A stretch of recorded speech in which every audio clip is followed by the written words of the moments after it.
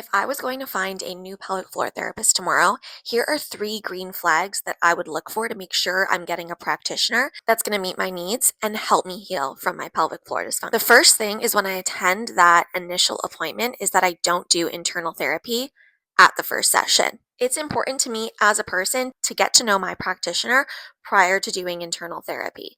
There's a lot about my personal history and health that I would want them to understand first prior to doing internal therapy on a first session.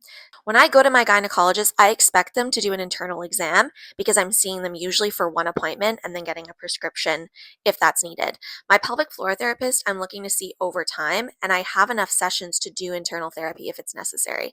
So if I go to that first appointment and before having a conversation, the first thing they want to do is internal therapy, I would just be cognizant of that and take a note to see if I want to continue forward with this practitioner. The second thing that I would look for is if they're only looking at my issue from a physical state. So that means they're not addressing anything else going on in my life and don't really want to discuss it. So some things, for example, might be, what's my workplace environment? What is my home life like? What are my current stressors in my life? What does my routine look like?